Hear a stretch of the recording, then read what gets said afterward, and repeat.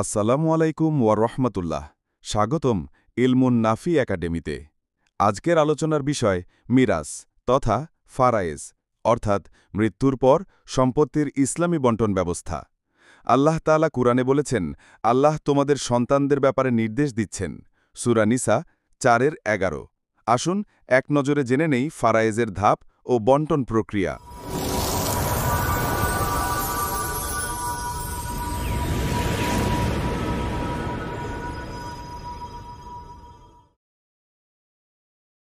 মোট ১২টি হালাত ৬টি অঙ্কের মধ্যে সীমিত, অর্থাৎ ডান দিক থেকে বামে গেলে দ্বিগুণ হারে বাড়বে, আর বাম দিক থেকে ডানে আসলে অর্ধেক করে কমবে।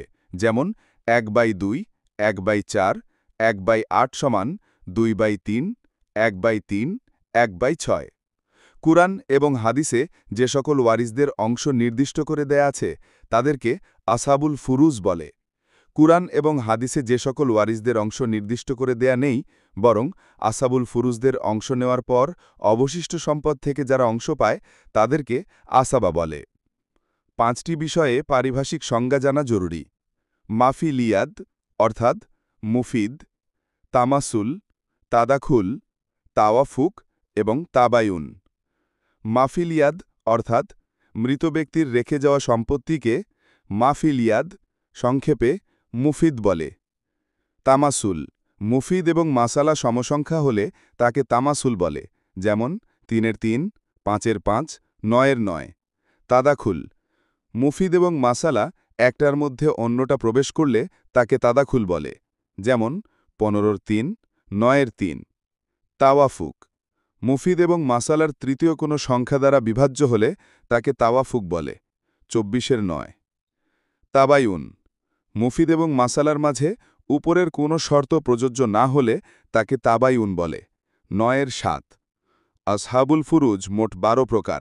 ইসলামে উত্তরাধিকার সম্পত্তি বন্টনের ক্ষেত্রে মোট ১২ প্রকার লোকের জন্য সম্পত্তির অংশ নির্ধারণ করে দিয়েছেন। ১২ প্রকারের মধ্যে নারীদের রয়েছে ৮ প্রকার আর পুরুষ মাত্র ৪ প্রকার। পুরুষ ৪ শ্রেণী: ১ পিতা হিসেবে, ২ দাদা হিসেবে, ৩ বৈপিত্রীয় ভাই হিসেবে, ৪ স্বামী হিসেবে। নারী ৮ শ্রেণী: ১ স্ত্রী হিসেবে, ২ উরসজাত কন্যা হিসেবে, ৩ পুত্রের কন্যা বা তার নিচে, ৪ সহোদরা বোন হিসেবে, ৫ বৈমাত্রীয় বোন হিসেবে, ৬ বৈপিত্রীয় বোন হিসেবে, ৭ মাতা হিসেবে, ৮ দাদি নানি হিসেবে। এ ছিল আজকের সংক্ষিপ্ত আলোচনা। এক নজরে মিরাস তথা ফারায়েজ। ফরায়েজের বিধান আল্লাহর পক্ষ থেকে নির্ধারিত, তাই এতে অবিচার করা মহাগুনাহ। আশা করি আপনারা বিষয়টি বুঝতে পেরেছেন। আমাদের ইলমুন নাফি একাডেমির সঙ্গে থাকুন, শেয়ার করুন এবং ইসলামের সঠিক জ্ঞান ছড়িয়ে দিন। জাযাকুমুল্লাহু খাইরান।